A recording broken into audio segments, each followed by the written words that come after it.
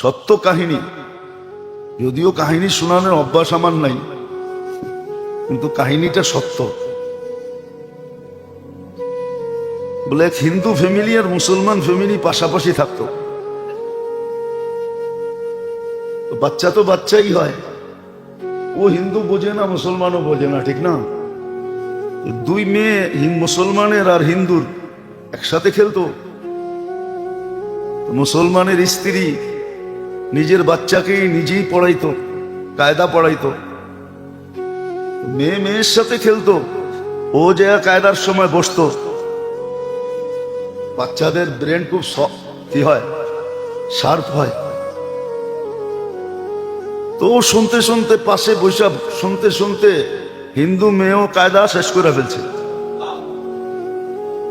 তো মা যেদিন সবক দিছে, তো ও কোরআনের সবক নিছে।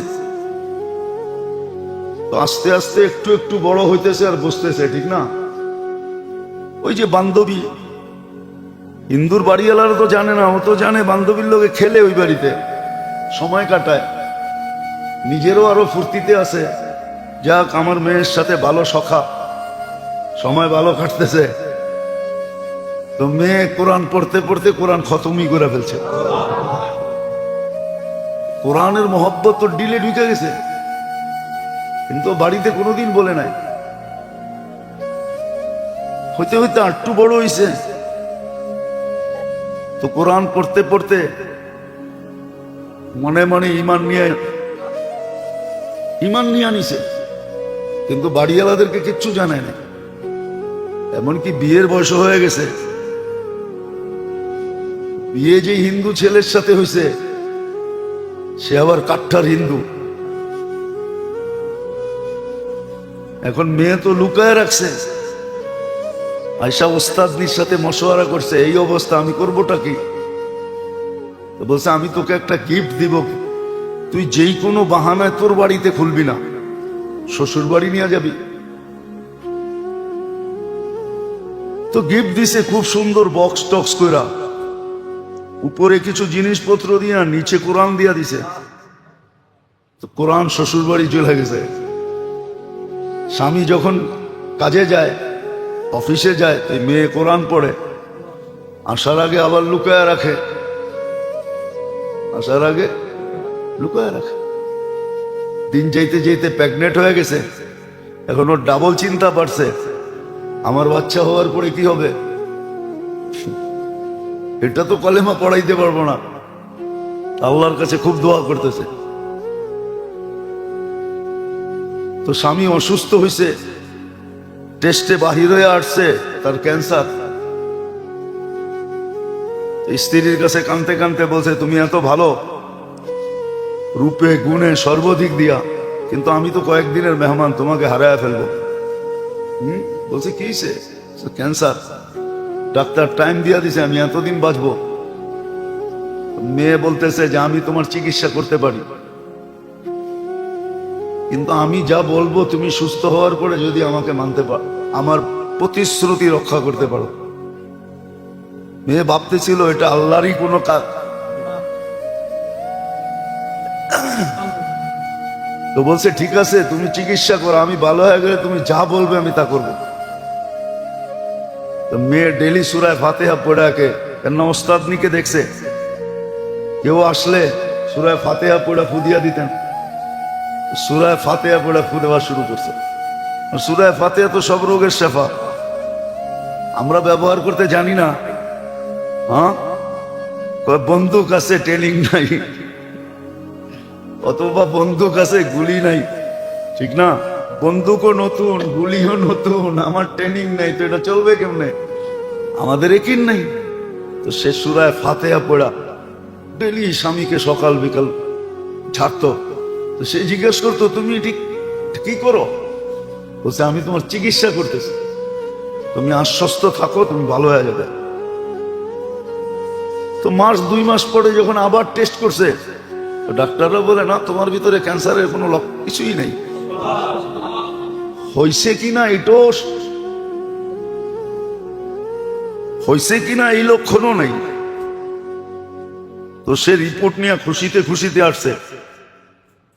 যে আমি তো কিউর হয়ে গেছি, আমার ভিতরে ক্যান্সার নাই। তো মেয়ে বলছে তাহলে আমি আজকে যা চাবো এটা পুরা করবে তুমি? বলছে অবশ্যই করবো, বলো কি? কয় তুমি মুসলমান হয়ে যাও। পড়ছেনি স্বামী বেজালে। তো বলছে তুমি অঙ্গীকার করছো, কিন্তু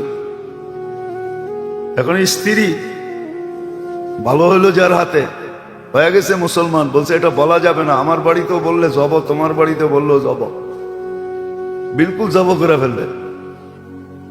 ঠিক আছে আমরা লুকায় রাখি, মুসলমান হয়ে গেলাম আমি, তো আমি চেষ্টা করি দেখি দেশের বাইরে যাওয়া যায় কিনা। তো সে অ্যাপ্লাই করছে সৌদিতে এক কোম্পানিতে, অ্যাপ্লাই করার সাথে সাথে জব হয়ে গেছে। বাস স্বামী স্ত্রী বাচ্চা নিয়ে সৌদি আরব চলে গেছে, আর ওইখানে এখনো জীবন ওইখানেই কাটাইতেছে। দুজন মুসলমান হয়ে গেছে। তো আসলে একিন থাকলে সত্য, একিন থাকলে। আমাদের লুৎফর রহমান সাহেব রহমতুল্লাহ আলাই ছিলেন, তো উনার বাড়ি ছিল নোয়াখালী। তো ট্রেনে যেতেন, তো সকালবেলা ট্রেন একটা আছে ফজরের পরে নোয়াখালী যায়।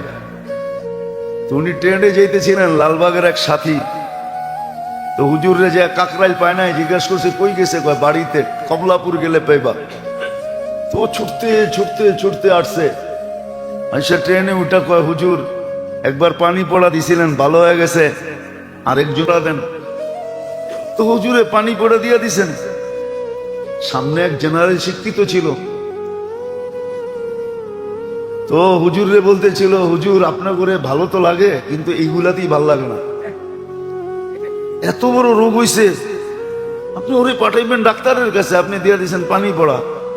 তো হুজুর কিচ্ছু কয় না, জোরে একটু বলছে গাদা। যেই গাদা বলছে উনি তো খেপা গেছে, হ্যাঁ আপনি আমার গাদা বললেন। তো হুজুর বলতেছে শোনেন, হুজুর তো খুব হেকমতওয়ালা ছিল, যারা দেখছে ওরা জানে, কথাবার্তা খুবই সুন্দর ছিল, টঙ্গী তর্জমা করতেন, ওনার মতো তর্জমা এখনো কেউ করতে পারে না। তো হুজুর বললেন যে শুনেন, গয়াকার দয়াকার দুটা শব্দ বললাম, দুটা অক্ষর বললাম, আপনার পায়ের রক্ত মাথায় উঠলো। যদি বাংলা দুইটা অক্ষরে এত ক্রিয়া থাকতে পারে, এতটুক এফেক্ট হইতে পারেন আপনি, তাইলে আল্লাহর কালামে কি কোনো ক্রিয়া নাই? তো আসলে পরে বলছে লোকটা, ওই গাদায় বলছে যে দয়াকার গা দয়াকার দা, গাদা বলার কারণে আপনি এমন ক্ষিপ্ত হইছেন, এটা তো দুইটা অক্ষর, ঠিক না? আপনি তো আর গাদা না, গাদা নাকি? তো দুটা অক্ষরে যদি আপনাকে এতটুকু উত্তেজিত করতে পারে, মাথার পায়ের রক্ত মাথায় উঠাইতে পারে, তাহলে আল্লাহর কালামে কি কোনো তাসিম নাই? তো সত্য এটাই, আমরা ইয়াকিন নাই আমাদের। তো যেটা বলতেছিলাম যে এই মাস বড় তাৎপর্যময় মাস, বড় সুযোগ। এক তো হলো আল্লাহর নৈকট্য লাভ করার জন্য এবং নিজেকে ক্লিন করার জন্য। এজন্য আল্লাহর রসুলকে ওপেন সার্জারি করা হয়েছে, জিবরিল আলাইহিস সালাম নিজে করছেন। দুনিয়া ওপেন সার্জারি ওইখান থেকেই আসছে, নাইলে দুনিয়া আল্লাহর ওপেন সার্জারি জানতো না।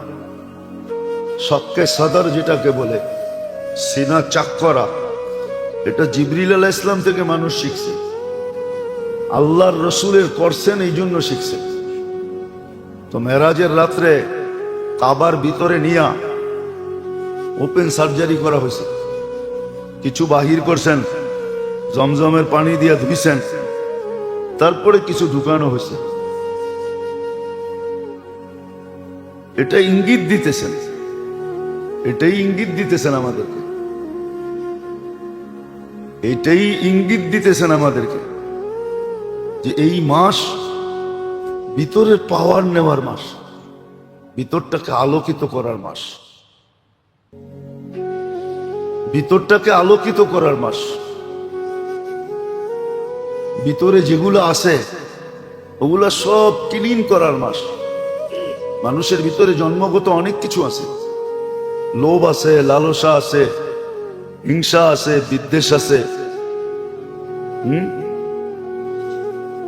দুশ্মনী আছে, এরকম অনেক কিছু ভিতরে রাখা আছে। ওটাকে ক্লিন করার মাস হলো এটা। আল্লাহ রসুলের ক্লিন করছেন, এখন ক্লিন করবে। আমাদেরকে তো আর ফেরেশতা এসে ক্লিন করে দেওয়া যাবে না। আমাদের জন্য দিছেন এই মাসে ইস্তেগফার বেশি বেশি পড়া, মাত্রা অতীত পড়া, কোনো 100-200 না, কমসে কম 1000 হওয়া চাই, 500-1000 ডেলি, 1000 বার ইস্তেগফার পড়া। ইস্তেগফার পড়া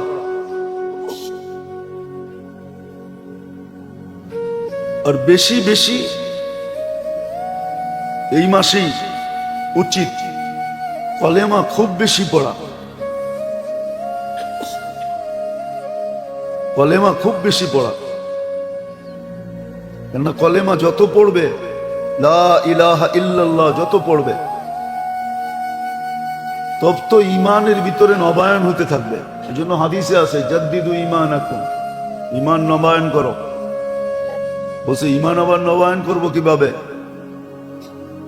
অথবা বলতে পারেন ইমানকে খাঁটি করো, পিওর করো, রিফাইন করো। তো যত বেশি লা ইলাহা ইল্লাল্লাহর জিকির করবে, লা ইলাহা ইল্লাল্লাহ পুরাটা একসাথে, পুরাটা একসাথে লা ইলাহা ইল্লাল্লাহ, লাকে টাইনা বলতে হবে, নাহলে কিন্তু অর্থ চেঞ্জ হয়ে যাবে। যত বেশি পড়বে তত বেশি ঈমান নিখুঁত হইতে থাকবে, নবায়ন হইতে থাকবে, চকচকে হইতে থাকবে। কালেমা বেশি পড়া চাই, ইস্তেগফার খুব কাসরতের সাথে পড়া চাই, কলেমা খুব বেশি বেশি পড়া চাই। তদ্রূপ দুরুদ বেশি বেশি পড়া চাই। দুরুদ যত বেশি পড়া যায়, সময় আছে কিন্তু আমরা কাজে লাগাই না। আপনি বলবেন আমি তো কাজ করি, আপনি দেখবেন অভ্যাস করেন, কাজের ভিতর দিয়েও হয়ে যাবে, হাজারো হাজারো বার হয়ে যাবে। কেননা মুখ তো আর কাজ করে না। কি সবাইকে গুলিস্তানে বেচে নাকি? যে 50 টাকা 50 টাকা, 100 টাকা 100 টাকা, কি বুঝলাম?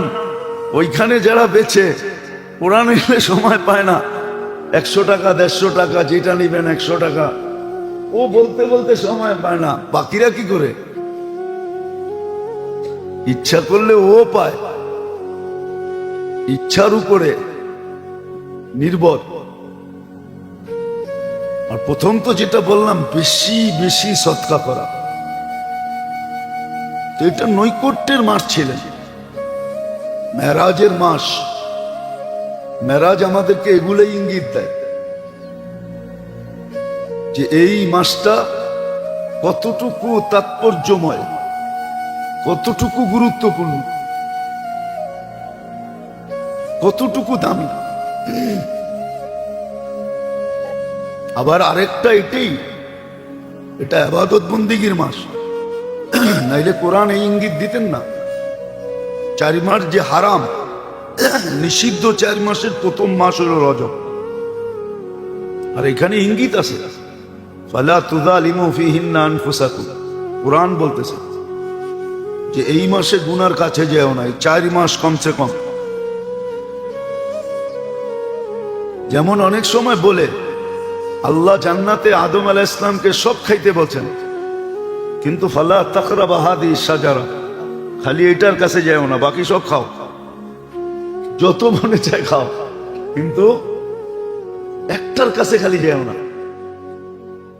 আল্লাহ বলে 8 মাস করো, করো, আপত্তি নেই, কিন্তু 4 মাস করো না। 4 মাস গুনাহ করো না।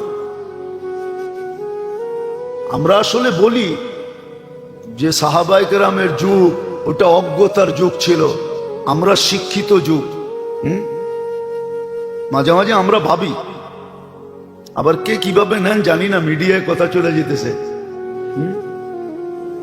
প্লেনে এয়ার হোস্টেস থাকে না, তারা কি কাম করে বলেন না? আমার ঘরেরটাই কি করে? আমার ঘরে যেটা আছে ওটাও তো কাজই করে, ঠিক না? সেও কি করে? সেও কাজ করে, ঠিক না? কি পটন দাবলি এসে জিজ্ঞাসা করে কি চান, ঠিক না? তো প্লেনেরটা শিক্ষিত, আমার বাড়িরটা অশিক্ষিত, এতটুকুই তো পার্থক্য। কি মনে হয় বুঝাইতে পারি না, ভাঙ্গেই বলে দিব। ওটাও কাজের বুয়া, আমার বাড়িরটাও কাজের বুয়া, ঠিক না? ওটা শিক্ষিত, এটা অশিক্ষিত। ওর স্যালারি একটু বেশি, এটার স্যালারি কম। না না না, কাজের মানুষ আছে না আপনার বাড়িতে? আপনি ওয়াইফকে কেন নিতেছেন? উনি কি কাজের মানুষ নাকি? উনি তো হোম মিনিস্টার, আপনারা আমারে নাকে ধরে চালায়, কানে ধরে চালায়, ঠিক না? মসজিদে বইলা দেখ ভাবতেছেন, বাড়ির যে ভাইবা দেখেন ওই পাক করে রাখাও, খবর আছে। উনি তো হোম মিনিস্টার, রানী, ঠিক না? উনি হলেন ফুল রানী। তো যেটা বুঝাইতেছিলাম, আমাদের মানুষগুলো আজকালকাল বলে আমরা শিক্ষিত, আর ওটা অজ্ঞতার যুগ। আমরা হইলাম শিক্ষিত অজ্ঞ, আমরা শিক্ষিত শিক্ষিত জাহেল আমরা। নাইলে ওই যুগেও কিন্তু এই 4 মাস মানুষ গুনাহ করতো না, 4 মাসে মদ খাইত না, 4 মাসে গান বাজনা হতো না, 4 মাসে কেউ কাউকে মারতেন না, ঝগড়া বিবাদ করতেন না। বুখারীতে লম্বা হাদিস আছে, হাদিস আব্দে কাইস। আরে না, লম্বা, বাহরাইন আল্লাহরা আসতে পারতো না আল্লাহ রসুলের কাছে, শুধু 4 মাস আসতে পারতো। কেননা বাহরাইন থেকে যে রাস্তা দিয়ে আসতো মদিনা মুনাব্বারা, ওই রাস্তার মধ্যখানে এক কবিলা ছিল, কবিলায় মোদার। এদের সাথে এদের চির দুশ্মনী ছিল, কিন্তু এই 4 মাস অবাধে আসা যাওয়া হতো।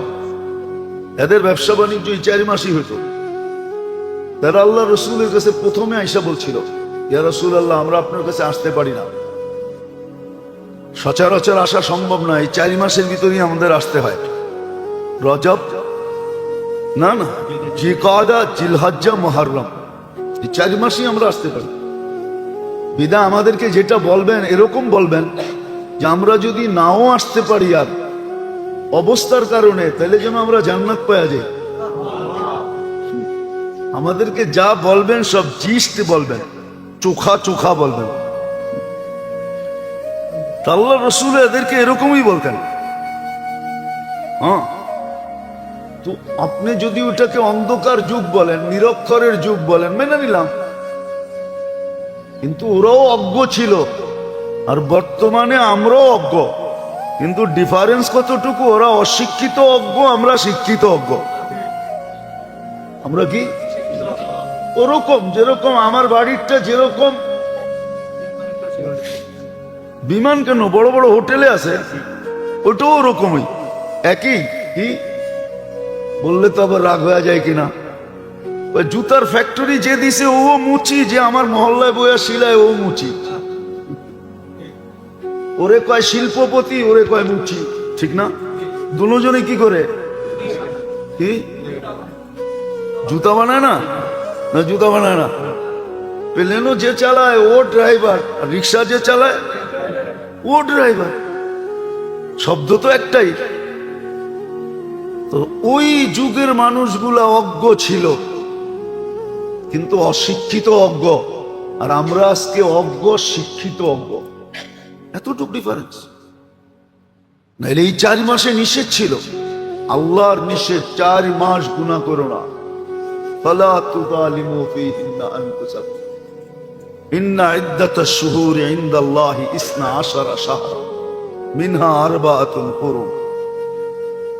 তারপরে হুকুম দিছেন এই 4 মাস গুনাহ করো না, 8 মাস করো, 4 মাস করো না, 4 মাস গুনাহ করো না।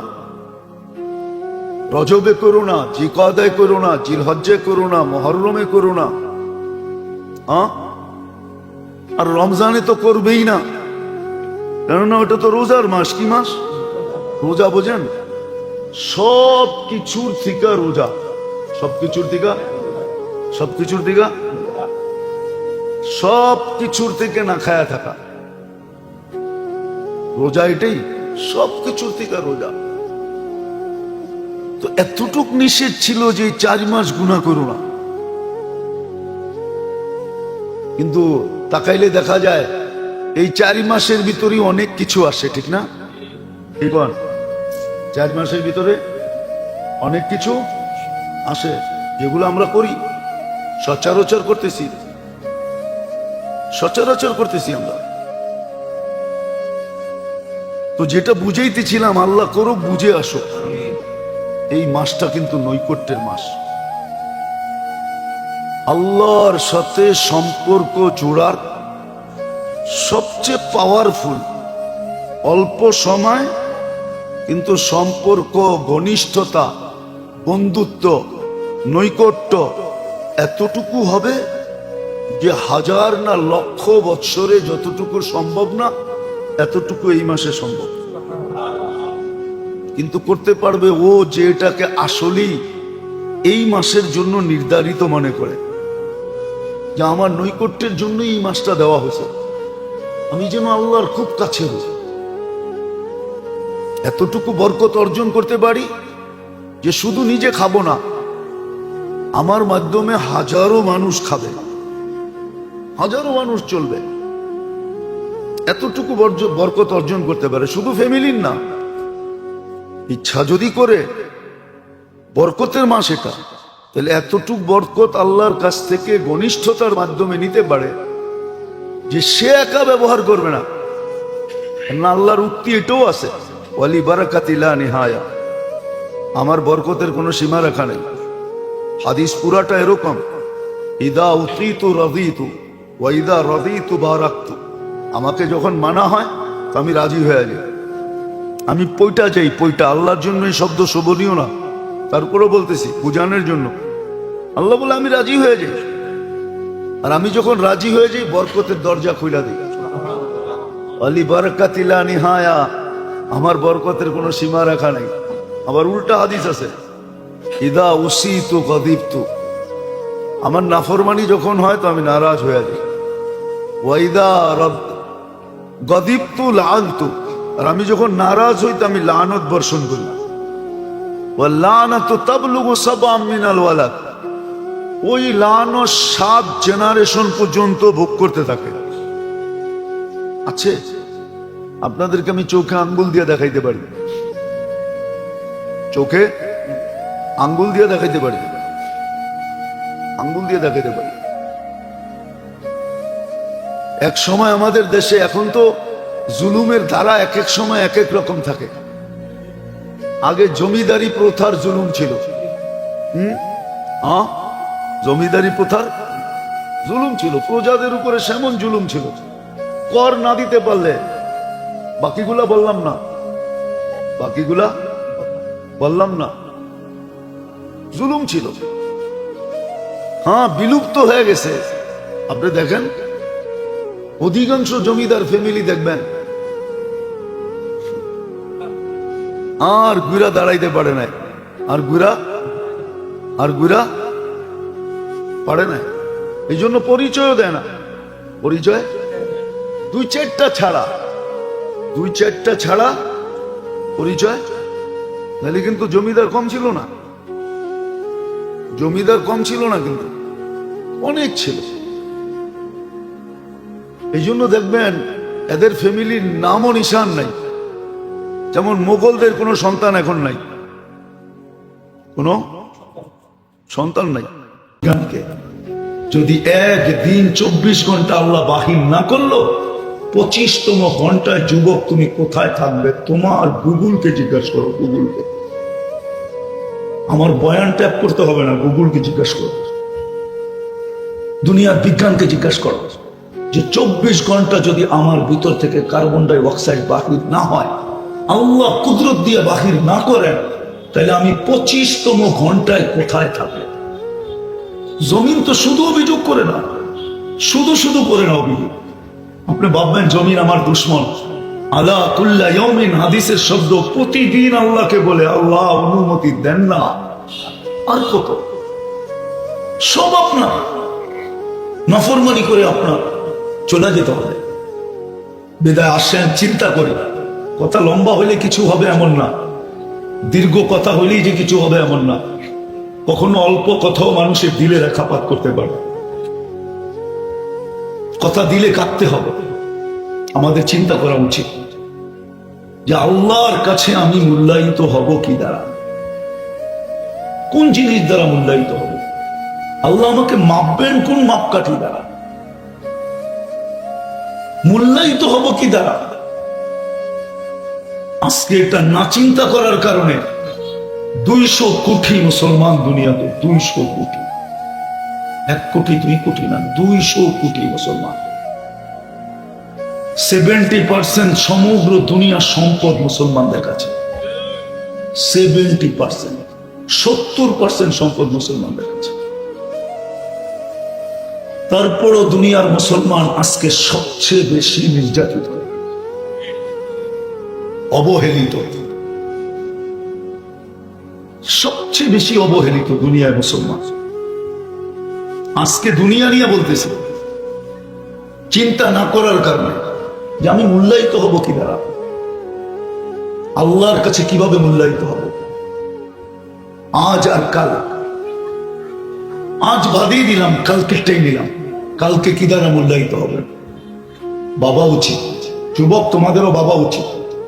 তুমি জানো না বৃদ্ধ হয়ে মরবে না যৌবন অবস্থায় মরবে?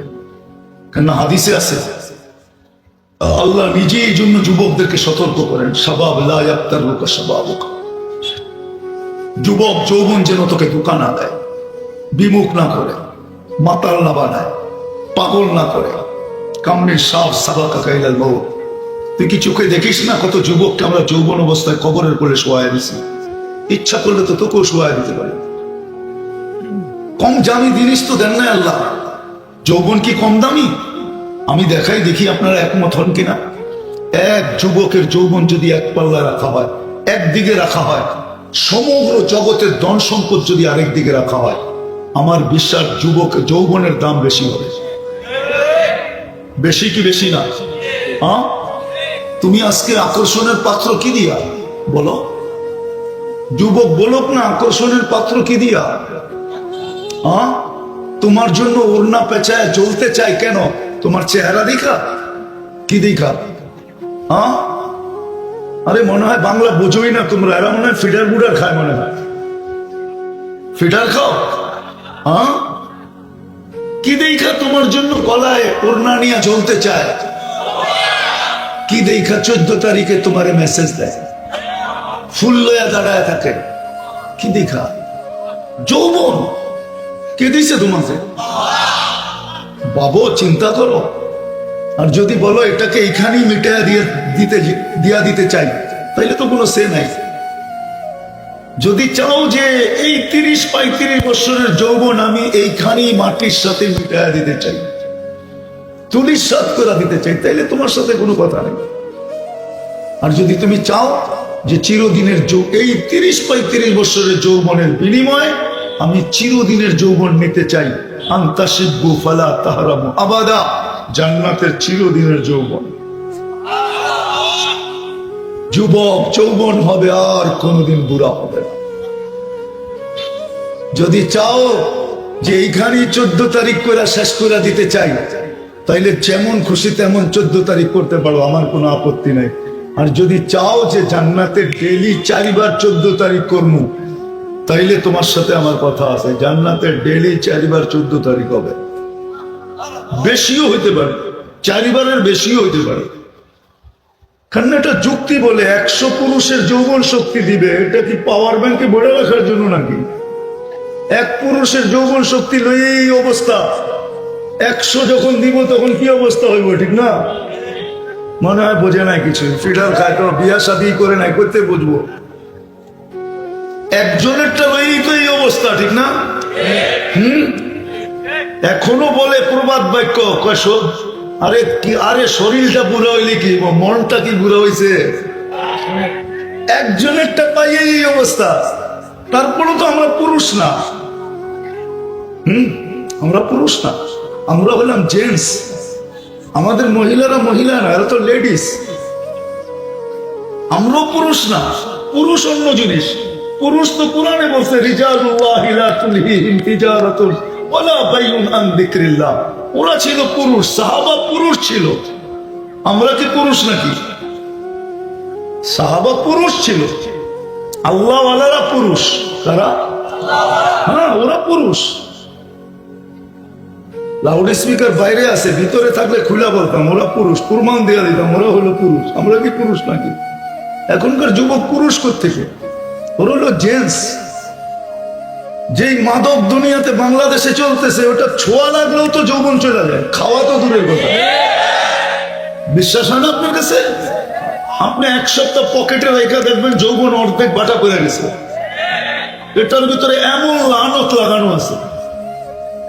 আর যুবকরা তো লাগ হয়ে যাবে, সারাদিন নেটে যা দেখে আর ঠোঁট কামড়ায়, ওটাতে তো যৌবন এমনি শেষ হয়ে যায়। লাউড স্পিকারের জন্য বাইঙ্গা বলতে পারতেছি না, নাহলে আমি বাইঙ্গা বলে দিতাম। আমি তো ওদেরকে বাঁচাইতে চাই, তো আমার জাতি কিয়ামতের দিন যেন আমার গলায় রশি না দেয়, যে দুনিয়ার কোন মহাদেশ বাদ দিলা না তুমি, সবখানে চষা বেড়াইলা, আফ্রিকার জঙ্গলও দেখলা, সাহারা মরুও দেখলা, কিন্তু আমাদেরকে পায়ে ধরে বুঝিয়ে তো আমরা এত তাড়াতাড়ি যৌবন হারাইতাম না। যুবক, যৌবন কলিকতা হারবালে পাওয়া যায় না, মডার্ন হারবালেও পাওয়া যায় না, এমনকি আমেরিকান হারবালেও যৌবন ফেরত নেওয়া যায় না। আমেরিকা হারবাল আমারে চিনাইতে হবে না, আমি বহুত কাছের থেকে আমেরিকান হারবাল চিনি। তুমি আর আমেরিকা আমারে কি চিনাইবা? আমি তো চৈশা শেষ করে ফেলছি দুনিয়া, যতটুক যেটা দেখার ওটা দেখা ফেলছি। এই জন্য তোমাদের পায়ে হাত দিয়ে বলতেছি, যা 24 ঘন্টা দেখো, এটাতে যৌবন থাকে না। কেন থাকে না এদেরকে আমি আঙ্গুল দিয়ে দেখাই দিতে পারবো, এরা স্বীকার করবে, হ্যাঁ হুজুর ঠিক বলছেন। সারা দিন যা নেটে দেখি আর ঠোঁট কামড়াই, এটাতে আমার শরীরে এরকমই হয়। তো যেটা বুঝে বাবা উচিত, চিন্তা করা উচিত, চলে যেতে হবে, এখানে থাকা যাবে না।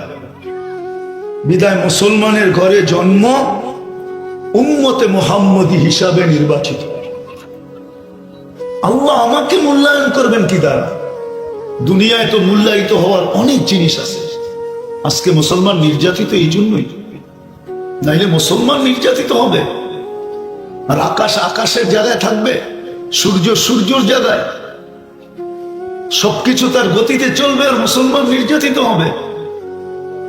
ডেলি রাত্রে 100-200 বাচ্চা মারা যাবে, আর ওদের চিৎকারে ওই জায়গা, যেই জায়গাকে আল্লাহ নিজে বলেন আরদাল্লাযী বারাকনা ফী, ফিলিস্তিনের জমিন, বাইতুল মুকাদ্দাসের জমিন, যেটা বরকতময় জমিন, যেখানে আমাদের নবীজির জন্য আল্লাহ সমস্ত নবীদেরকে একত্রিত করে সম্মিলন করছেন। মেরাজের রাত্রে সম্মিলন হয়েছে, সম্মিলন, সমস্ত 1.25 লক্ষ নবীদেরকে একত্রিত করা। আমাদের নবীজি বক্তৃতা করছেন, ওয়াজ করছেন, তারপরে ইমামতি করছেন, তারপরে ওইখান থেকে ফ্লাই করছেন। মক্কা থেকে বাইতুল মুকাদ্দাস পর্যন্ত মেরাজের রাত্রে রানওয়ে ছিল, রানওয়ে, প্লেন রানওয়ে দৌড়ে তারপরে ওঠে না, মক্কা টু বাইতুল মুকাদ্দাস, এটা মেরাজের রানওয়ে ছিল, রানওয়ে। ফ্লাই তো করছেন বাইতুল মুকাদ্দাস থেকে। 1.25 লক্ষ নবীদের ওইখানে আল্লাহ সম্মেলন করছেন, সম্মেলন। জিগান ওলামা করেন না, আল্লাহ রসুল ইমামতি করেন না, 1.25 লক্ষ নবীরা যেখানে সম্মেলন করছেন, কোরআনের এক আয়াতকে আল্লাহ বাস্তবায়ন করছেন ওইখানে। ওইদিকে যাওয়ার সময় নেই এখন। ওই জমিন যেখানে খলিল এখনো ঘুমাইতেছে, ও দিয়ে খলিল কোথায়? ফিলিস্তিনে। আপনি দেখেন নাই, এই জন্য আপনার অনুভূতি কম। আপনি মিডিয়ায় ফিলিস্তিন দেখছেন, আমি তো চোখে দেখছি। আপনার আমার ধারণা, আপনার আমার অনুভূতি এক হবে কোথেকে? ও দিয়ে খলিল ফিলিস্তিনে। সমস্ত নবীদের দেশ হলো ফিলিস্তিন। ১৬ লক্ষ নবীদের দেশ হলো শাম। শাম, ফিলিস্তিন ছিল শামের ক্যাপিটাল। বাইতুল মুকাদ্দাস ছিল রাজধানী, শামের রাজধানী। ওই জমি ডেলি ২০০-৩০০ ভাড়া যেতেছে। আকাশ তার জায়গায়, আবাবিল এখনো ডানা মিলে ঘোরে। মশা আমাদেরকে বিরক্ত করে, চিৎকারের ফেরেশতা নাকে তেল দিয়ে ঘুমায়, বাতাসের ফেরেশতা অবকাশ কাটায়, আর জিবরিল ডানা মেলা ওরে। আর আমরা ডেলি অনুরোধ করতেছি আল্লাহকে, ডেলি ৩২ বার বলতেছি গায়রিল মাগদুবি আলাইহিম ওয়ালাদ-দাল্লিন, আল্লাহ ইহুদি নাসারার হাত থেকে আমাদেরকে বাঁচান। আরে আমিন এখানে বললে লাভ কি? আমিন তো মসজিদ ফাটায় বলে, তারপরে তো কিছু হয় না। ডেলি তো ৩২ বার বলি, ৩২ বার রাকাত নামাজ পড়ি আমরা ডেলি। ১৭ রাকাত ফরজ, ৩ রাকাত বেতের, ১২ রাকাত সুন্নতে মুআক্কাদা। বলো ইমাম সাহেবরা পড়ে কি পড়ে না? এটার অর্থ তো এটাই, আল্লাহ ইহুদি নাসারার হাত থেকে আমাদেরকে বাঁচান। কিন্তু ওদের হাতেই তো আমরা নির্যাতিত। কারণ কি? আসলে আমরা চিন্তা করি না, এইটাই কারণ যে মুসলমানের ঘরে জন্ম তো নিছি, উম্মতে মুহাম্মদী হিসাবে তো সিলেকশন হইলাম, বাস এটুকুই যথেষ্ট। আমরা চিন্তা করি নাই, ভাবি নাই যে আমাকে আল্লাহ মূল্যায়ন করবেন কি দ্বারা। রব্বে কাবার কসম, আল্লাহ আমাদেরকে মূল্যায়ন করবেন ইসলাম দ্বারা। ইসলাম ছাড়া অন্য কোনো জিনিস দ্বারা আমরা রঙে রঙিন হইতে পারি। আজকে আমার সমাজের ৯৯ জন মানুষ, একজন, আমি এটা কম বেশি বললাম, ৯৯ জন মানুষ ইহুদি নাসারার আদর্শে রঙিন। আপনি যুবকদেরকে জিজ্ঞাসা করেন, এরা রাগ না হইলে বলি, এদের কোনো বেলা চুল কাটা হয় না যতক্ষণ পর্যন্ত নেটের ভিতরে এরা না দেখে। এরা ডিজাইন নেটে দেখে, তারপরে স্ক্রিনশট দেয়, তারপরে নিয়ে যায় সেলুনে। এখন তো সেলুনের ডিজাইনও চলে না, এরা ডিজাইন নিজে চয়েস করে, নিজের জ্যাবের টাকা খোয়াইতেছে। আমার মনে হয় আর কয়েকদিন পরে এই তরঙ্গ যদি চলতে থাকে, তাহলে বাংলাদেশের সবচেয়ে বড় জমজমাট ব্যবসা হবে সেলুনের ব্যবসা। কেননা সাধারণ চুল কাটার দামে তো এদের চুল কাটে না। জিজ্ঞেস করেন, আগে গেলেই কয় মোবাইল থেকে ডিজাইন দেখাও, তো ডিজাইন দেখলেই চেহারাটা বেঁকা কইরা বলে ৫০০ কমে কাটা যাবে না। ঈদের সময় তো ১,০০০ টাকা দিয়ে কাটে। জিজ্ঞেস করেন, ১,০০০ টাকা নেয়। ৫০টা কাটলেই তো ৫০ টাকা, ৫০,০০০। ২00-৩০০ কমে তো এদের কোনো চুল কাটাই হয় না। জিজ্ঞেস করেন, আমি খবর নিয়ে বলতেছি, জিজ্ঞেস করেন। সাধারণ চুল কাটা কত? ৫০ টাকা, ৬০ টাকাই মানলাম। আর নেটে স্ক্রিনশটের চুল কাটা, জিজ্ঞেস করেন। ওর পৌষ মাস আর ওর জ্যাবের সর্বনাশ। মেরে দোস্ত, হাসার জন্য না, সত্য এটা। আল্লাহ আমাদেরকে মূল্যায়ন করবেন ইসলাম দ্বারা, ইসলামের আদর্শ দ্বারা। এই জন্যই তো কোন এক হাদিসে আছে, হাদিসে আছে যে ইসলামের মহত্ব আমাদের ভিতর থেকে আল্লাহ নিয়ে গেছেন ছিলেন।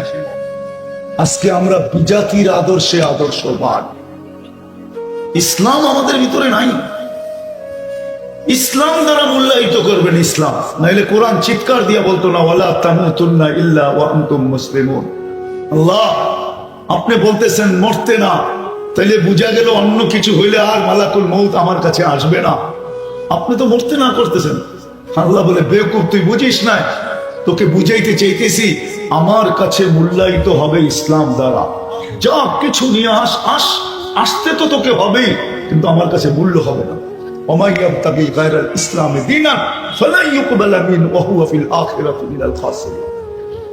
তুই যেখানেই জন্ম নেস না কেন, আমি তো বলি আমার মনকে আমি মাঝে মাঝে বুঝাইতে পারি না। আবু তালেবের কথা মনে উঠলে যেটা মুখ দিয়া বলতে পারি না, নাইলে মাঝে মাঝে নিজেও ভিতর থেকে আউলে যায়।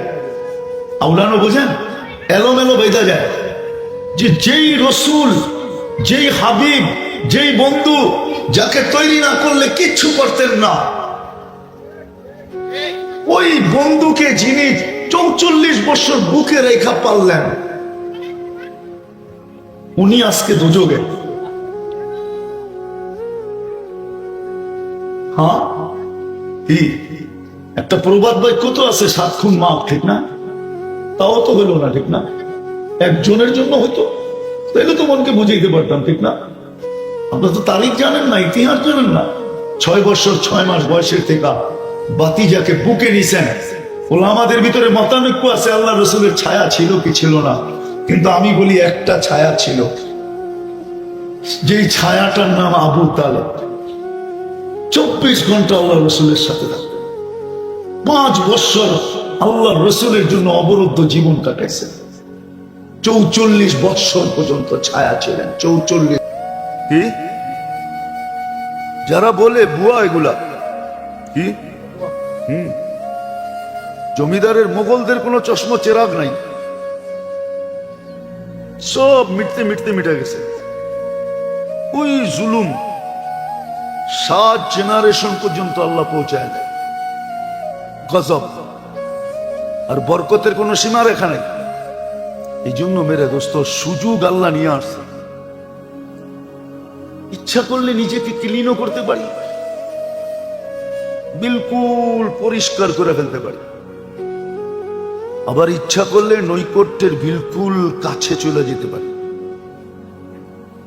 ইচ্ছা করলে বরকত এতটুকু নিতে পারি যে আমি কেন 14 গোষ্ঠী খাইলেও শেষ হবে না। এই জন্য আপনি দেখেন, একটা আল্লাহওয়ালারা দেখেন, আবার কেউ রাগ হয়ে যায় কিনা, আল্লাহওয়ালা শব্দটা যদি কারো উপরে ভুয়াও লাগে, ভুয়া কি লাগছে? কি ভুয়া লাগছে? কি আসলে সে আল্লাহওয়ালা না, কিন্তু লেগে গেছে ভুয়া। কিন্তু শব্দের একটা তাসির এরকম, ক্রিয়া এরকম, এর সন্তানরাও কয়েক জেনারেশন খায়া যেতে পারবে। আর খাইতেছে, আমি আঙ্গুল দিয়ে দেখায় দিতে পারবো আপনাকে। কি না খাইতেছে না? হ্যাঁ, একটা দেখামো। আপনি কেল্লা সাজান, ওইখানে তো কোনো মানুষই নেই, খালি বলে কল্লা আসিল। কি এর জন্য তো কেল্লাসা। কেল্লাসা মানে কি? কল্লাসা, খালি মাথাটা পাইছে, আর কিচ্ছু পায় না, ওটারই কবর দিছে। যে দেখেন তো 350 না কয়শো ফ্যামিলি আছে যারা এটা রক্ষণাবেক্ষণ করে, যাদের ভিতরে বন্টন হয়। দেখেন তো ডেলি এক ফ্যামিলির বাগে কয় টাকা আসে। আমি গেছি এই জন্য বলতেছি, বলবেন আপনি আবার গেছেন কি লেগা? আমি যাই না, আমারে নিয়ে গেছে ওয়াজের জন্য আর কি। তো যে দেখেন কয় টাকা ওঠে, কিন্তু ওটা কি পারফেক্ট? হ্যাঁ হ্যাঁ, শুধু আল্লাহওয়ালার শব্দটা লাইগা গেছে। এই লাগাটার ফজিলত আল্লাহ দেখাইতেছে। সব আল্লাহওয়ালা না, শুধু কি লাগছে? শব্দ, শব্দ লাইগা গেছে। নাহলে সে আল্লাহওয়ালা না। সে, আমি একটা উদাহরণ দিই, আমাকেরটা দিয়ে দিই, ঠিক না? হ্যাঁ, তাবলীগের কাজ শুরু করছে কে? ইলিয়াস রহমতুল্লাহ, ঠিক না? হ্যাঁ, ঠিক না? কিন্তু আমরা যারা দ্বন্দ্ব করতেছি, আমরা কি তাবলীগের কাম শুরু করছি নাকি? হ্যাঁ, আমরা তো ওই নামটাই আমাদের উপরে লাইগা গেছে, দেখা আমরা এখন খাইতেছি, ঠিক না? আমাদের উপরে লাগছে কি? ওই শব্দটা লাগছে, ঠিক না? কিন্তু আসল শুরু করছে কে? হ্যাঁ, উনি তো খাইয়েই যায় না, লম্বা হয়ে যেতেছে। আমি তো ছিলাম ছোটবেলা, লুৎফর রহমান সাহেব রহমতুল্লাহ আলাইহ, আপনারা ওই কাকরাইল দেখছেন কিনা জানি না, যে একসময় পাংখা ছিল না, বড় বড় তালের পাংখা দিয়ে এরকম বাতাস করতো। কোনো বিদ্যুতের পাংখা ছিল না কাকরাইলে। তখন আতপ চলের ভাত হইতো আর শুধু ডাল। আমি বেশিরভাগ হুজুরের খানা আনতাম। হুজুরের বাসা আমার বাসার রোডের এপার ওপার ছিল। আর হুজুর যখন মারা যায় যেই সময়, তো আমি রোগের, হুজুর সরোয়ার দিতে ছিল আর সিএমইচে, আমি 1.5 মাস হুজুরের খেদমতে ছিলাম পুরা। হ্যাঁ, আমি এখনো দেখতেছি ম্যারাডোনা হাত দিয়া গোল দিয়া ম্যারাডোনা হইতাছে। ম্যারাডোনা যে ম্যারাডোনা হইছে, কারণ আমি বাচ্চা ছিলাম, দাড়ি মুছ উঠতেছে মাত্র। কেননা হুজুর সিএমইচে ছিল, হুজুর কারো হাতে ওষুধ খেতেন না, বয়দের হাতে ওষুধ খেতেন না। কেননা ওষুধ খাওয়ানোর সময় দোয়া পড়া খাওয়াইতে হইতো, তো হুজুরের ঘন্টায় ঘন্টায় ওষুধ খাওয়াইতে হইতো। তো রমজান মাস ছিল, খেলা হইতেছিল ফুটবল ওয়ার্ল্ড কাপ। আমি দেখতেছি না, আমার সজাগ থাকতে হইতো, বাচ্চা ছিলাম তো, দাড়ি মোট ছিল না আমার। আমি দেখতেছি ম্যারাডোনা হাত দিয়ে গোল দিতেছে, কিন্তু রেফারি তো বাসি ফু দিয়া দিছে, গোল হয়ে গেছে, ম্যারাডোনা চমকায় গেল আর কি। হ্যাঁ, আমি 1.5 মাস ছিলাম হুজুরের। তো আমি যখন খানা আনতাম, তো খানার ভিতরে আতপ চলে পোক হয় বেশি। যারা আতপ খায় ওরা জানে এটাকে খুব প্রসেসিং করে রাখতে হয়, নাহলে কিন্তু অতি তাড়াতাড়ি পোকে ধরে। সিদ্ধটার ভিতরে এত তাড়াতাড়ি ধরে না। তো বাঁচতাম, তো হুজুর জিজ্ঞেস করতো বাঁচস কি? আমি পোক বাঁচতেছি। পোক বাঁচলে আর ভাত থাকবো কই? তো ভাতেই তো থাকবো না, খামু কি? এক জমানা এরকম ছিল। এই জন্যই তো আমি মাঝে মাঝে 2-4টা কথা বলি আপনাদেরকে, শুধু ওই চিত্রগুলো সামনে উঠে দিকে বলি যে কেমন কোরবানির তাবলীগ ছিল। আজকে এটা নিয়ে কেমন ছিনিবিনি খেলা হইতেছে। আমি একদলকে বলতেছি না, দোনো দলকেই বলতেছি। একদল জাহেল হয়েছে দেখে আমিও জাহেল হবো নাকি? ওরা তো জাহেলি, ওরা তো জাহেলি। নাইলে আলেমদের উপরে হাত উঠাই কি করে? ঘুমন্ত মানুষের উপরে হাত উঠাই কি করে? হ্যাঁ, আবার টঙ্গির মতো জায়গায় মারে কি করে? হ্যাঁ, টঙ্গির পবিত্রতা তো তোমরাই নষ্ট করছো, ঠিক না? আবার সবকিছু করছে তো করছে বটে, আবার বাংলাদেশের সমস্ত বড় বড় আলেমদের উপরে মার্ডার কেস ঠুইকাও দিছে। ঠুইকা দিছে বড় বড় আলেমদের উপরে, একজনও বাদ রাখে না। পীর হোক আর না হোক, সবাই রে দিছে। বলে আপনিও আছেন নাকি? হ্যাঁ, আমার উপরেও দিছে। তো এই জন্য যেটা বলতেছিলাম, কোত্থেকে বাইরে হয়ে গেছি, যে সত্য এটাই যে শুধু আল্লাহওয়ালার নাম যার উপরে রাখছে, নামেরও বরকত আছে। তো রজব মাস ছিল এই জন্য বড় তাৎপর্যময় মাস। পাওয়া দিচ্ছেন সুযোগ, বুদ্ধিমানের পরিচয় দিই। খুব সৎকা করি, খুব দোয়া করি, খুব দোয়াটা পড়ি, খুব ইস্তেগফার করি, খুব দুরূদ পড়ি, খুব কলেমা পড়ি, খুব কান্নাকাটি করি যে আল্লাহ রমজান পর্যন্ত যেন পৌঁছতে পারি। মৌত আসুক তাতে অসুবিধা নাই, কিন্তু রমজানে ঢুইকা যেন আসে। কেননা রমজানে ঢুইকা মৌত আসা, ওই মৌতের বেনিফিটই ভিন্ন। এটা আলাদা বেনিফিট, এমন বেনিফিট এটা আলাদা। এটা আপনি যে মরে সে বুঝবে কি বেনিফিট পেল, আপনি আর আমি বুঝবো না। নাহলে মানুষের শাহাদাতের মৌত চায় কেন? বেনিফিট আছে এই জন্যই তো চায় না। তো রমজানের মৌতও কিন্তু বিরাট বড় বেনিফিট।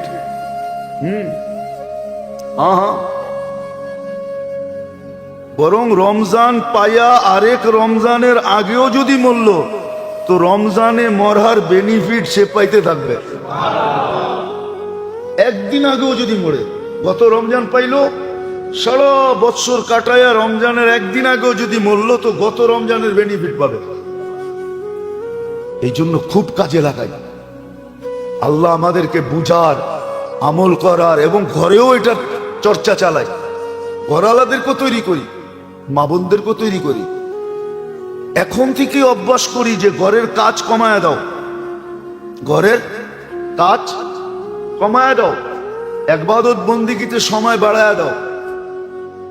হ্যাঁ, সারা বছর আপনি 10 তরকারি খাইছেন, এখন থেকে 2 তরকারি খান, 3 তরকারি খান। 10টাই যে খাইতে হবে এমন না, বরং একটা খান, ডাল খান, একটা তরকারি খান। কি ভাত খাওয়া কি হবে না? ওই সময়টাকে ইবাদত বন্দিগির ভিতরে ঘরালাদেরকে লাগান, একটা মাহল তৈরি করেন, রজবের একটা মাহল ঘরের ভিতরে তৈরি করেন, বাচ্চা কাচ্চার ভিতরে তৈরি করেন। দেখবেন মাস কাইটা গেলে তারপরে বুঝবেন, আপনি ডোজ পুরা হইলে আপনি বুঝবেন যে বরকত কতটুকু আসলো।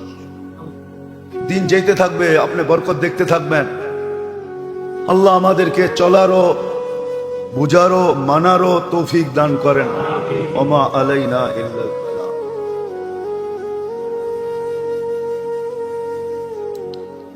সারা পর্যন্ত মজা লাগে। এখনই একজনে মজা লইতেছিল ওপারে, ও আসছে সিরিয়াল ছাড়া বাসালা, বাইরে কইতেছে 1 মিনিটের লেগে খারান। আমি যখন বেরিয়েছি তো ড্রাইভার দেখছে, দেখা বলতেছে থামায়া দিছে, ও লাইনে ঢুকবে, আমারে বলতেছে থামান, আমি ঢুকবো। হুজুর দেখছে তো, হুজুর দেখছে, আঙুল উঠে দিছে, কিন্তু হুজুর না দেখলে মনে হয় বলতো না ও। তো আমার দেশে আমাকে ডেলি 10 বার আঙ্গুল দেখতে হয়। যাক, আমি কথা শেষ জায়গায় চলে আসছি মেরে দোস্ত। আমার বুঝানোর উদ্দেশ্য এটা, আজকে আমরা নির্যাতিত এই জন্য, আমরা দীক্ষিত এই জন্য, আমরা ইসলাম আমাদের মূল্যায়নের সবচেয়ে বড় মাপকাঠি। আমরা ইসলামকে ঘৃণিত, আমরা ইসলামকে নিজেরা বুকে লাগাই না। এই জন্যই তো আল্লাহকে প্রশ্ন করলে আল্লাহ উল্টা আমাকে জবাব দেয়। আল্লাহকে যদি প্রশ্ন করি, আপনার কাছে 32 বার চাই, আপনি কবুল করেন না কেন? আপনার ঘরে দাঁড়াই তো চাই। আল্লাহ বলে আমি পাঠাবো, তো কবুল করবো তো করবো কি দেখা, আমাকে বল না। এই চুলের ডিজাইন দেখা, এই পোশাক আশাক দেখা, এই চালচলন দেখা, আমি তো ইসলামের জন্য নির্বাচিত করছিলাম, সুখের জন্য ইসলাম নির্বাচিত করছিলাম। আনতুমুল আলাউনা, উপরে রাখার জন্য ইসলাম নির্বাচিত ছিল। উলাইকা লাহুমুল আমান, নিরাপত্তার চাদরে ঢাকা রাখার জন্য তো আমি মুসলমানের ঘরে অস্তিত্ব দিছি। লাহুম রিজকুন কারীম, ক্লান্তিহীন পালার জন্য তো মুসলমানের ঘরে অস্তিত্ব দিছি। লাহুম হায়াতান তাইয়্যিবা, সুখের জীবন দেওয়ার জন্য তো আমি মুসলমানের ঘরে অস্তিত্ব দিছিলাম। ইজ্জতের মালা পরানোর জন্য তো আমি মুসলমানের ঘরে অস্তিত্ব দিছিলাম। বলো আমাকে, ইসলামের ইজ্জত রাখলো তো রাখলো কতটুকু? সব বাদেই দিলাম। আমি আল্লাহ ডেলি 5 বার ডাকি, মসজিদে কয়জন আসে? আল্লাহ যেন আমাকে এইভাবে প্রশ্ন করতে চায়। এটা প্রশ্ন, খেয়ালি প্রশ্ন, খেয়ালি প্রশ্ন যে আমি ডেলি 5 বার ডাকি, কয়জন সাড়া দেয় আমার ডাকে? আমি তো নামাজের জন্য ডাকতেছিলাম না, আমি তো জান্নাতের চাবি দেওয়ার জন্য ডাকতেছিলাম। ওলামাদেরকে জিগান যারা মক্তবে পড়ায়, 3 নম্বর হাদিস মক্তবের 65টা হাদিস পড়ায়, 3 নম্বর হাদিস হলো মিফতাহুল জান্নাতি আস-সালাহ, জান্নাতের চাবি নামাজ। আল্লাহ বলে আমি তো চাবি দেওয়ার জন্য ডাকতেছিলাম, ওই জান্নাত দেওয়ার জন্য ডাকতেছিলাম। আনতাহিয়া ফালা তামুতু আবাদা, চিরদিন জীবিত থাকবে, মউত কোনোদিন আসবে না। আনতাশিবু ফালা তাহরামু আবাদা, চিরদিন যৌবন বুড়া কোনোদিন হবে না। আনতাসিকু ফালা তামরাদু আবাদা, চিরদিন সুস্থ অসুস্থ কোনোদিন হবে না। আনতানামু ফালা তাইয়াসু আবাদা, চিরদিন নেয়ামত বাড়বে, কোনোদিন নেয়ামত কমবে না। এই দুনিয়ার মতো ছোট বাড়ি দেওয়ার জন্য ডাকছিলাম নাকি আমি, যে ছোট একটা বাড়ি, লোকজনের অধিকাংশ কেস হবে ভাই ভাইয়ের বিরুদ্ধে, দুনিয়ার সামান্য একটা জমিন নিয়ে কেস কাবাড়ি করতে। এই ছোট বাড়ি দেওয়ার জন্য, সবচেয়ে ছোট বাড়ি জান্নাতের 2,40,000 মাইল। আরে সুবহানাল্লাহ, একটু পরে পড়েন, এটাকে 4 দিয়া গুণ দেন, যা হবে এত স্কয়ার মাইল। 2,40,000 কে আবার 4 দিয়া গুণ দিতে হবে, যা দাঁড়াবে ওই স্কয়ার মাইল হবে জান্নাতের 1 বাড়ি। সবচেয়ে ছোট জান্নাত। আল্লাহ কি আল্লাহ বলে, এই জন্য তো ডাকতেছিলাম, কিন্তু আমি আল্লাহ ডাকলাম, তারপরে তো আসলো না। আমার তো দুঃখ এখানে, শুধু আল্লাহ ডাকলে তো হইতোই।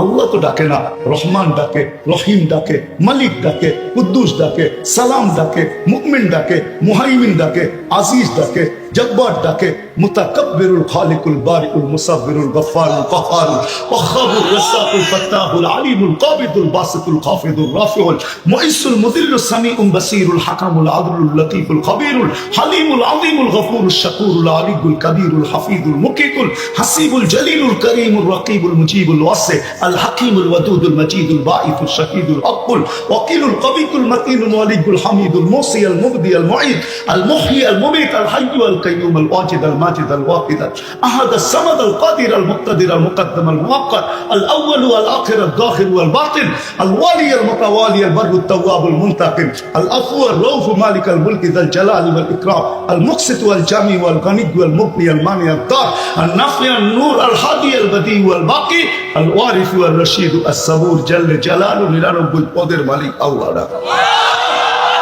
তারপরও তো আসেন আল্লাহ যেন বলতে চায়, তাকাইগুলি জবাব দিতে চায়, আমি সাহায্য করব তো করব কি করে?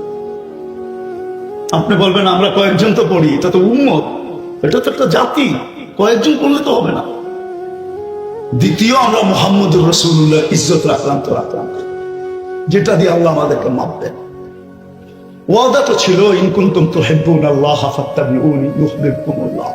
ওয়াদা তো ছিল আমার বন্ধুকে ভালোবাসা তো দেখ, আমি যদি তোকে ভালো না বাসি তারপরে বলিস। কোরআন তো এটাই বলতেছে, আমি যদি তোর গুনাহ মাফ না করি তারপরে বলিস। আমি তো তোর গুনাই থাকতে দিব না। আমার বন্ধুকে ভালোবাসা দেখ না, আমার বন্ধুকে মোহাব্বত করে দেখ না। শুধু তো কবি লেখে নাই কে ওফা তूने मोहम्मद से तो हम तेरे हैं, क्या वफा तूने मोहम्मद से तो हम तेरे हैं, ये दुनिया क्या चीज है लौह कलम तेरे हैं। আল্লাহ তো ঘোষণা দিতেছে আমার বন্ধুর গোলাম হয়ে দেখ, আদর্শে আদর্শবান হয়ে দেখ, সাইজা দেখ। আজকে তো আমরা আল্লাহ রসুলের আদর্শে সাজি না। আমরা নির্যাতিত হব না তো কে হবে? আল্লাহ রসুলের আদর্শে যদি সাজতাম তাইলে আল্লাহকে অভিযোগ করতে পারতাম, সাজলাম তারপরে সাহায্য আসে না কেন? আল্লাহ বলে দেখ, যারা সাজছে মুহাম্মদুর রাসূলুল্লাহ ওয়াল্লাযীনা মাআহু أشداء على الكفار رحماء بينهم تراهم ركعا سجدا يبتغون فضلا من الله ورضوانا سيماهم في وجوههم من أثر السجود ذلك مثلهم في التوراة ومثلهم في الإنجيل। যারা সাচ্ছিল তাদের ইতিহাস দেখ, তাকাইতে দেরি, সাহায্য চাইতে দেরি, আমি সাহায্য করতে দেরি করি নাই। আজকে আমরা নির্যাতিত, আল্লাহ রসুলের সাজে সাজি, এটা দিয়ে মাপবে। কথা যদি বুঝে আইসা থাকে তাহলে মেরে দোস্ত আসেন, এখন তওবার সময়, তওবা। কোরআন এটাই আমাকে ইঙ্গিত দেয়, যহারাল ফাসাদ ফিল বাররি ওয়াল বাহর বিমা কাসাবাত আইদিন নাস। এখানে নাস বলতে মুসলমান উদ্দেশ্য, কোনো কাফের উদ্দেশ্য না। লিউযিকাহুম বাদাল্লাযী আমিলু লাআল্লাহুম ইয়ারজিউন। আল্লাহ বলে ফিরে আসো। আরেক হাদিসে বলেন, হাদিসে কুদসি ফাইন তাবু ফানা হাবিবুহুম, যদি ফিরে আসলা তো আমি বন্ধু হয়ে যাবো, বুকে জড়ায় নিমু বুকে। তারপরে দেখি তোমাদের উপরে সুই চালায় তো চালায় কে, কুড়াল সুই পর্যন্ত ঢুকাই দেব না, ফিরে আসো। আর যদি তা না করলা, হাদিসে সুস্পষ্ট আছে, হাদিসে কুদসি ফাইল্লাম ইয়াতুবু ফানা তাবিবুহুম, আর যদি তা না করবে তো আমি আল্লাহ তোমাদেরকে অপারেশন করব। আজকে অপারেশন চলতেছে, অপারেশন। আমাদের জলদি ফিরা উচিত, তওবা করা উচিত, ফিরা উচিত। আসেন, যদি আমার কথা বুঝে আসা থাকে তাহলে কি তওবা করতে রাজি? হ্যাঁ, কে কে রাজি দেখি? আল্লাহ কিন্তু এখন প্রথম আকাশে হাত উঠাইছেন, যখন বইলেই দেন মনের থেকে আল্লাহ অতীত থেকে তওবা করলাম, আপনি আমাদের তওবা কবুল করেন, নামান নামান। আর আজকের থেকে দুই জিনিসকে আঁকড়ায় ধরেন, দুনিয়ার জীবন কাটা যাবে। কবির কথাই একদিন সত্য হবে, মিলে খাক মে আহলে শাহ कैसे कैसे, मिले खाक में आहले शाह कैसे कैसे, जमी खा गई नौजवान कैसे कैसे, मौत ने न छोड़ा किसरा न दारा। ও বিক্রমপুরের মানুষ, রাজা বীর বিক্রমের ঐতিহ্য এখনো রাখা আছে, রাজা বীর বিক্রম নাই। বেশি দূরে না এখান থেকে, বেশি দূরে চিনেন না? কোন থানায় পড়ছে ওটা? শ্রীনগরে পড়ছে, বালাসুরে পড়ছে, বেশি দূরে না, কাছেই যান। ওই নামেই তো আপনারা বিক্রমপুর, ঠিক না? হ্যাঁ, নাইলে তো ছিলেন মুন্সিগঞ্জই, ঠিক না? হ্যাঁ, মুন্সি বাদ দিয়া লইছেন বিক্রম, ঠিক না?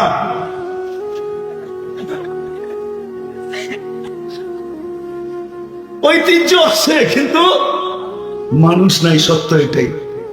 কবির কথাই সত্য। মৌত ने ना छोड़ा किसरा नदारा, उसी से सिकंदर सा फाते भी बिहारा, हर एक लेके क्या क्या हसत सुधारा, पड़ा रह गया यही ठाट सारा। ঐতিহ্য আছে, মালিক নাই। তারপরে বলছে তুঝে বচপন में बरसों खिलाया, ও যুবক এখন তো যৌবনের তরঙ্গে, আর তোমার বাইক চালানোর স্টাইলে পুরা এলাকা কাঁপতে থাকে, আর পিছে কেউ বইলে তো কোনো কথাই নেই, ঠিক না?